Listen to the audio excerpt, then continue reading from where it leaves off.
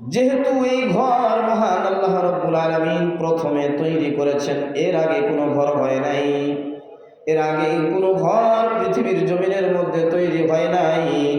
এই ঘর তওয়াফের জন্য প্রত্যেকটা নবী রাসূলদেরকে মহান আল্লাহ রাব্বুল আলামিন আদেশ দিয়েছেন, নির্দেশনা দিয়েছেন। এই ঘর তওয়াফের জন্য আসে, উম্মতরা হজের জন্য আসে। এই সমস্ত হাজী সাহেবরা যদিও ঈমান নাই বেদুইনদের, ইহুদিদের, এরপরেও তারা বিশ্বাস করত হাজী সাহেবদের খেদমত যদি আমরা করতে পারি তাহলে আমরা আর কিছু পাই বা না পাই, আমাদের মূর্তি ভগবান যারা আছে তাদের থেকে আমরা বরকত লাভ করব। জোরে বলেন নাউযুবিল্লাহ। মূর্তি থেকে কোনোদিন বরকতের আশা করা যায়? জোরে বলেন আশা করা যায়? আশা করা যায় না বাবা। কিন্তু তারা ভ্রান্ত মতবাদ নিয়ে থাকতো, একদিকে কথা অসত্য কিন্তু অপর দিকে কথা সত্য। যদিও মূর্তির কাছ থেকে তারা বরকত পাবে না, যদি ঈমান নিয়ে কাজগুলো করত আল্লাহ রাব্বুল আলামিনের পক্ষ থেকে বরকত হাসিল করা সম্ভব ছিল না অসম্ভব ছিল? জোরে বলেন সম্ভব ছিল। ভাইরা আমার, ওসমান ইবনে তালহা বারংবার শুধু মনের মধ্যে দলা দেয়, হাজী সাহেবরা হজের জন্য আসে, এই ঘরের চাবি আমার কাছে আছে। কোনো না কোনো দিন আব্দুল্লাহর ছেলে মুহাম্মদ যেই কথা বলে এই কথা বাস্তবায়ন হয়েই যায়। সুতরাং আমার মনে ভয় হয় যে কখনো না কখনো আমার থেকে চাবিটা কেড়ে নেয়। আমার আপনার নবী সরকারি দু আলম জনাবে মুহাম্মদুর রাসূলুল্লাহ সাল্লাল্লাহু আলাইহি ওয়াসাল্লাম মদিনাতুল মুনাওয়ারায় গেলেন। বাবা, মদিনা মুনাওয়ারার জিন্দেগিতে 10 বছর থাকলেন। উনি মদিনায় শুধু নবী হিসাবে থাকলেন তা নয়, বরং মদিনার প্রেসিডেন্ট হিসাবে থাকলেন। ইসলামের প্রচার প্রসার শুরু হলো বাবা।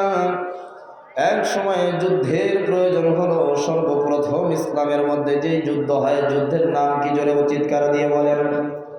বদর নামক যুদ্ধ।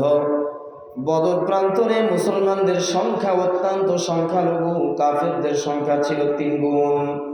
এরপরে মুসলমানদের কাছে কোনো অস্ত্র শস্ত্র ছিল না বাবা।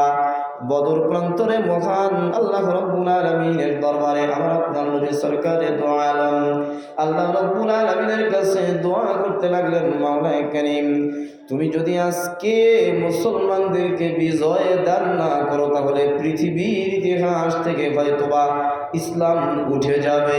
আল্লাহ তাআলা সান্ত্বনা দিয়ে বলেন, হাবিব আমার, বন্ধু আমার, দোস্তরে আমার, চিন্তার কোনো কারণ নেই। ইসলাম এমন একটা বাতি কিয়ামতের আগ পর্যন্ত কেউ নিভাতে পারবে না।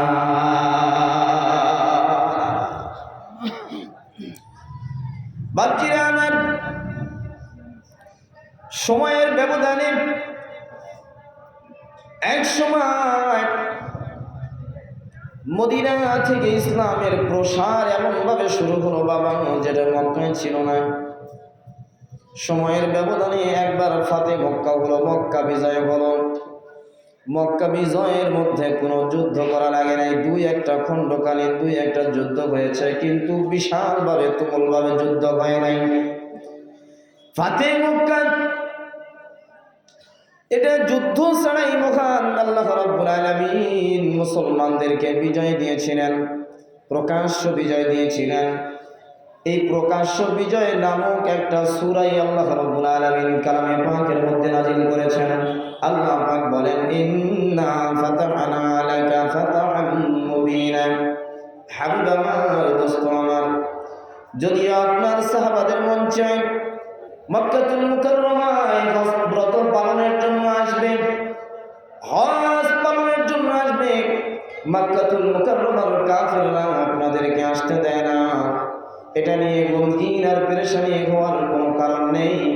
আমি আল্লাহ রাব্বুল আলামিন অচিরেই আপনাকে ফাতে মক্কা দান করব, বিজয় দান করব, এবং এটা এমন বিজয়, সুস্পষ্ট বিজয়, কাফেররা বুঝবেও না। বলেন না সুবহানাল্লাহ। শানের ওজনটা বহুত লম্বা চড়া আলোচনা বাবা। এটা বর্ণনা করতে গেলে দীর্ঘ সময় লাগবে, আমি অত্যন্ত শর্টকাটের মধ্যে আপনাদেরকে বোঝাতে চাই। ফাতে মক্কা হয়ে গেল, আল্লাহর নবী সাধারণ ক্ষমা ঘোষণা করে দিলেন। আল্লাহ রাব্বুল আলামিন আল্লাহর হাবিবের কথাটা কোরআনুল কারীমের মধ্যে তুলে ধরেছেন। ধরে বলেন না সুবহানাল্লাহ। আল্লাহর নবী বলে দিলেন, আজকের যে বিজয়, এই বিজয়ের দিনে যারা কাফের হয়েও যারা মক্কাতুল মুকাররমায় অবস্থান নেবে, এদের জানটা নিরাপদ হয়ে গেল। মুসলমানরা এদেরকে আক্রমণ করতে পারবে না। কয়েকজন ব্যক্তির নাম বলে দিলেন, এই সমস্ত অমুক অমুক অমুক অমুক ব্যক্তির বাড়িতেও যারা আশ্রয় নেবে তারাও নিরাপদে থাকবে, কাউকে কোনো আঘাত করা হবে না। যুদ্ধ ব্যতীত মহান আল্লাহ রাব্বুল আলামিন প্রকাশ্য বিজয় দান করে দিলেন নবীকে এবং সাহাবায়ে কেরামদেরকে। বিজয় লাভ করে মক্কাতুল মুকাররমার গেটের মধ্যে যখন গিয়ে পৌঁছেন, তখন দেখে গেটের মধ্যে যে ব্যক্তি দাঁড়িয়ে আছে, ব্যক্তির নাম হলো ওসমান ইবনে তালহা। সুবহানাল্লাহ বলবেন না? ওসমান ইবনে তালহা সে তো চিন্তা করছিল, আব্দুল্লাহর ছেলে মুহাম্মদ আজ থেকে প্রায় 7 বছর বা 8 বছর আগে বা দীর্ঘ সময় আগে তো আমাকে বলে দিয়েছিল মক্কাতুল মুকাররমায় অর্থাৎ খানায় কাবার গেটের চাবি এক সময় আব্দুল্লাহর ছেলে মুহাম্মাদের হাতে যাবে। সঙ্গে ছিলেন হযরতে আলী রাদিয়াল্লাহু তাআলা আনহু, আর সঙ্গে ছিলেন হযরতে ইবনে আব্বাস রাদিয়াল্লাহু তাআলা আনহু। একদিকে নবীজির চাচতো ভাই এবং জামাই, অপরদিকে নবীজির চাচা ছিলেন হযরতে আব্বাস রাদিয়াল্লাহু তাআলা আনহু। হযরতে আব্বাস বলেন, পয়গম্বর আপনি যদি হুকুম দেন তাহলে এই চাবিটা ওসমান ইবনে তালহাকে আমাকে দিয়ে দিতে বলেন।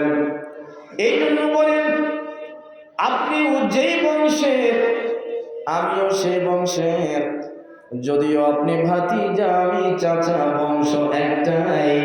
আমার বংশে যদি চাবি থাকে কিয়ামত পর্যন্ত হাজীদের সম্মাননা হবে, এর মধ্যে ব্যাঘাত ঘটবে না। মহান আল্লাহ রাব্বুল আলামিনের কাছে আমরা রহমত এবং বরকত পেয়ে যাব। জোরে বলেন না সুবহানাল্লাহ। পাশে ছিলেন হযরতে আলী। তিনি বলেন, আব্বাজান চাবিটা আপনি আপনার চাচাকে দিতে বলবেন না, আপনি অর্ডার দিয়ে দেন চাবি যেন ওসমান ইবনে তালহা আমাকে দিয়ে দেয়। একদিকে জামাই, অপর দিকে চাচা, নবীজি কারোই কথা ফেলতে পারলেন না।